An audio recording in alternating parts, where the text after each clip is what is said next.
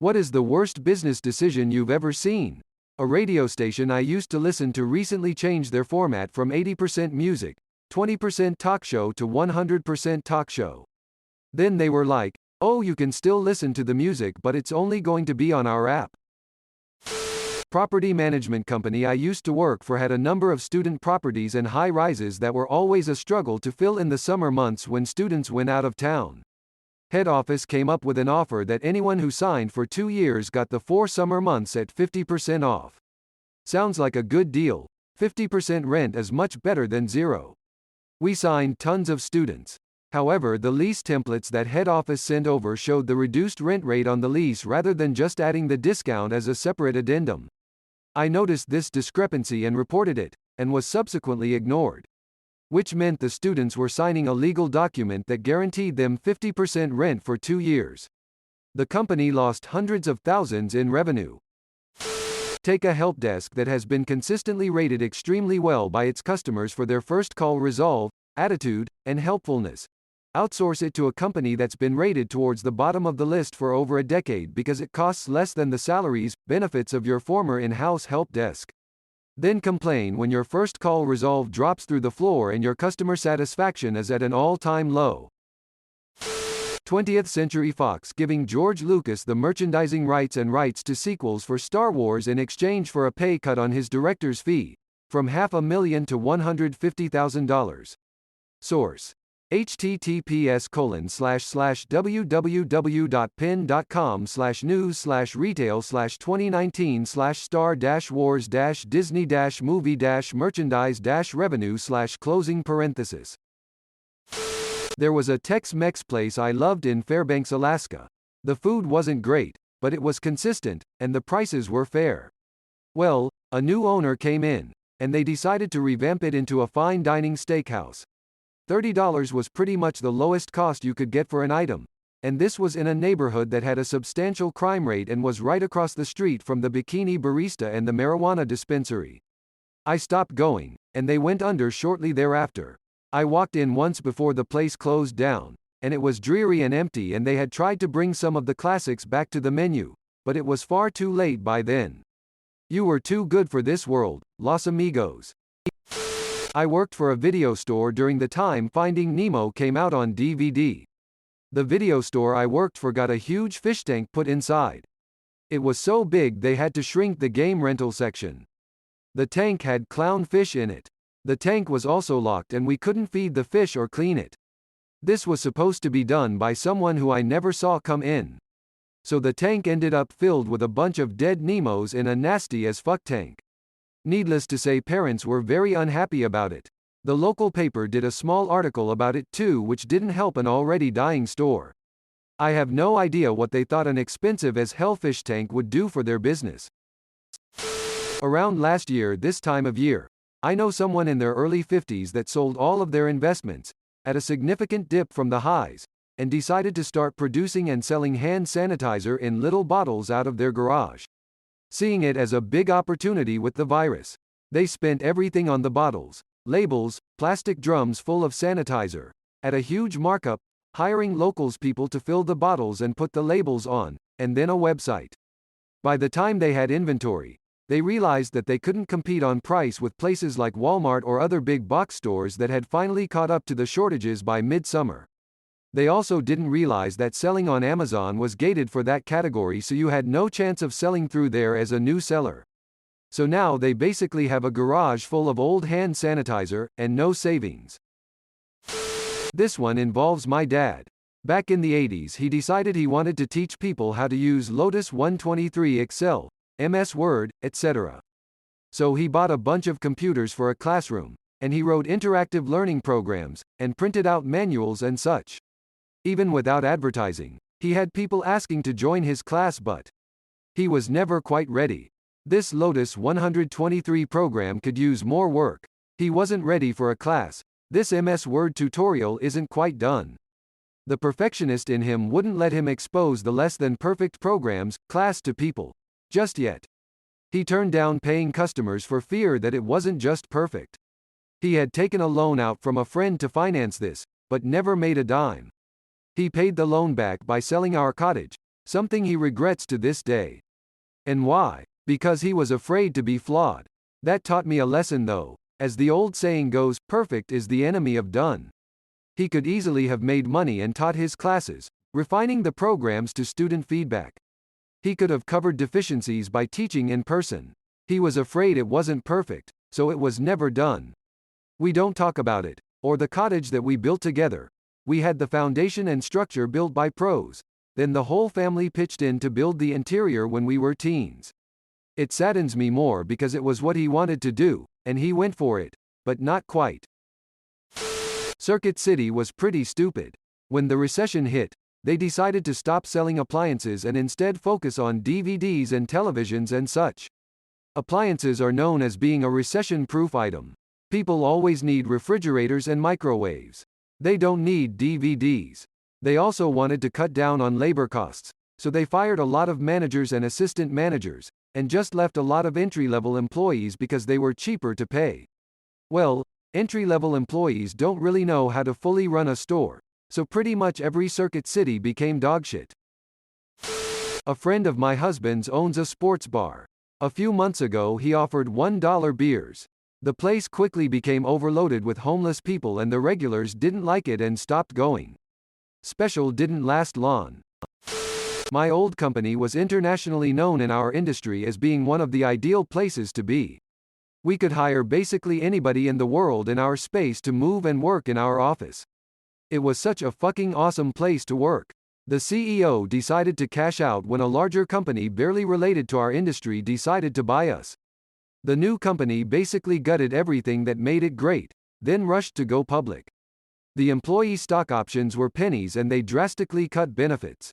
Every time there was a complaint, the answer was, "Maybe you don't understand our vision," or, "Well, we are a public company now." They also got rid of our office, which was located in one of the hottest LA neighborhoods that everybody loved. More than half of the OG senior members have left and a large number of others are rumored to leave. I was forced to start assisting in hiring and it was grueling. People would apply believing it was our old company, then find out what's up and go elsewhere. Oh, and the stock is plummeting. I hate the fact that what once was is over. Those fucks ruined something great. Two members of the band Steppenwolf wanted to break away from founder John Kay and wanted to tour using the band name. John Kay told them he would allow it. Only if they signed over their royalties from the songwriting credits they had in the band. These two members were convinced they would be successful on their own, so they agreed. Since Steppenwolf without John Kay would be like the Rolling Stones without Mick Jagger, that version of the band flopped tremendously. Also, even a 5-year-old could tell you that giving up your royalties on major hits like Born to Be Wild and Magic Carpet Ride would be a really stupid thing to do, so these guys ended up having to work regular menial jobs when they could have been getting a nice royalty check in the mail instead. Panera Cares opening less than a mile from my college campus. For those who don't know, Panera Cares basically just let you order food and would list a suggested donation based on what you ordered, but ultimately it was honor system. The cashiers would just make change for you so you could put cash in the donation box. If you can't afford a meal, it's fine to not pay, but you are supposed to volunteer to work for 2 hours to cover it, but this isn't actually required. I think generally these things are supposed to be for really affluent neighborhoods where people probably donate even more than is suggested. But students from the college basically turned it into a real-life tragedy of the Commons experiment. There was almost never bread available because everyone would just take it. The lines were insane and people would donate like $1 if anything. It closed within a year lull. Digg version 4. It killed the site. Digg was one of the most popular sites on the internet, and in a few short years it was gone. There was a shopping plaza near me with a fairly large gift store. Not a gift shop in the museum sense, basically like a Hallmark store but independent. It wasn't exactly bustling, but they apparently did solid business and a lot of people in the community really appreciated having it there as a place to buy gifts and wrapping paper and such. The owners of the shopping plaza raise rents to the point that the shop goes out of business. The reason this was stupid is that the storefront sat vacant for like 15 entire years. Seriously, this place closed when I was a child and I'm now 27 and the vacancy was only taken over very recently. If their goal in raising the rent was to have a more profitable store move into that space, they certainly failed and missed out on decades of rent as a result. I worked at Hollywood Video from 2006 to 2009. At that time Netflix was growing by leaps and bounds and our revenue was dwindling from year to year. Instead of copying Netflix's model and using their more recognizable brand name to edge them out of business, Hollywood shrugged their shoulders and continued renting single DVDs for $4.99 for 3 days plus late fees. Where are they at now? AT&T bought Warner Media for $80 billion in 2016 just to sell it for $40 billion. Now buy high, sell low. When my boss for a small brewery bought a bottling line without doing any research from the first salesman that contacted him. Was a company that did bottled water before, not carbonated beer. Was a huge disaster that almost sunk the business. Or maybe it was the hype vehicle he bought that spent its whole life in the shop because he knew nothing about buying used cars. Never got health insurance there either. There is a storefront in my city that opened mid-pandemic. They are a candy store. Simple enough, right? They advertise as couture, luxury candy. They have a store in the most high-traffic area of the city and therefore pay astounding rental fees. All they have is peach rings and gummy worms repackaged into glass jars with twist-off lids. Whoever decided to open this business must have no family who care enough about them to take them aside and be like, "Aunt Linda, this is a fucking stupid idea." GameShop in my area had a great business plan. They had regular tournaments and games and a sweet membership plan. $10 per month and you get a discount on tournaments as well as a $10 gift card. Essentially it just incentivized every single person who went there for any sort of event to spend a minimum of $10 per month. They did great for about 2 years and then decided to change the membership so that you no longer got the $10 gift card and the store started prioritizing D&D groups over competitive gaming groups. This isn't bad, in theory, aside from the fact that D&D players weren't paying for entry and they tended to spend less money. So they essentially chased away the customers who spent the most while removing the incentive for anyone to subscribe.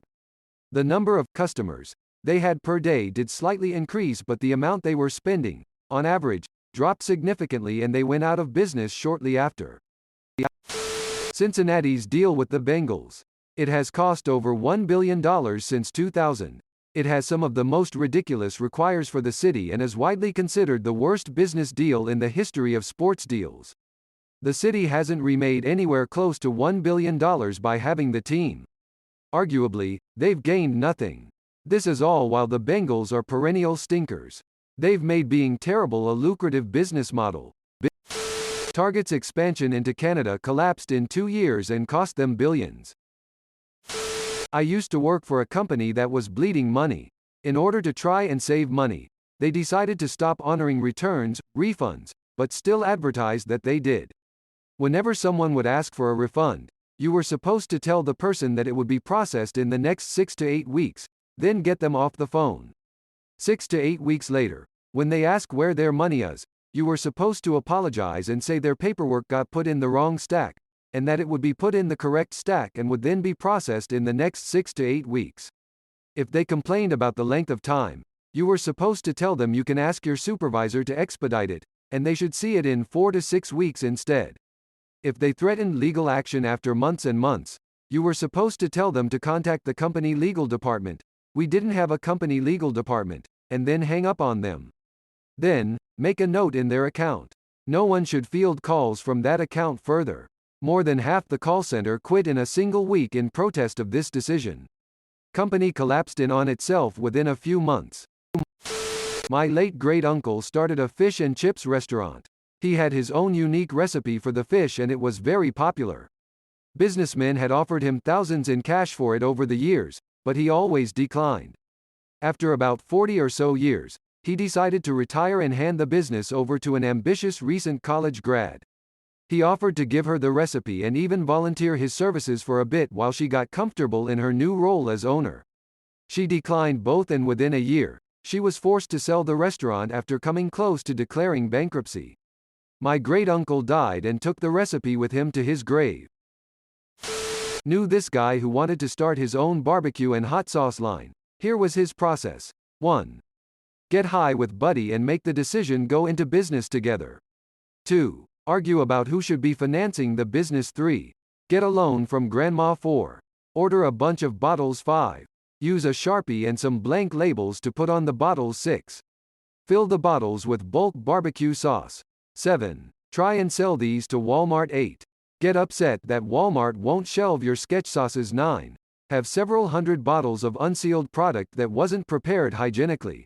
10. Try and sell some to your extended family. 11. Get angry with extended family that they don't believe in your dreams of the last 2 weeks. 12. Beg family for money to pay back grandma. I worked for a design, printing place for years, and the owner went from amazing idea to stupid idea on a regular basis. Don't get me wrong. Guy is a brilliant designer. Totally took advantage of new tech every chance he could and made it work. But, he was cheap and greedy, so, ruined what would have been lucrative long-term business relationships. So, we did this huge order of promo supplies for a fairly big online casino. Huge, for him. About a $20,000 order, with good margins, and the chance at long-term work with this company. While it was being picked up, on the spur of the moment, he decides to pad the bill by about $200. The guy picking it up was the son of the casino owner, and literally watched the boss do this while I stood at till. The customer looks at me, smiles, and pays the bill. With a huge wad of cash. And says, I know it's not your fault, but, my family is very wealthy. We didn't get that way letting people rip us off. Tell the boss over in the corner he just fucked himself out of a lot of money, because we loved the work. In a voice meant to carry. Edit to clarify who was paying. And padding means he increased the bill over what he had quoted the job to cost. Cafe I work for decided it wanted to fire everyone except for the leads and the manager. Then told the manager they weren't paying her salary anymore and she needed to take on more work. Assumed people would do it because they loved their jobs. In my hometown there was an independent fast food and homemade ice cream place, long established and run by close friends. It was a gold mine. They decided to sell and retire. New owners immediately changed everything. Painted it a wild color, removed some attractions on the grounds, changed the 60-year-old menu and switched to commercially made ice cream. They lasted 8 months. Thanks for watching. See you later.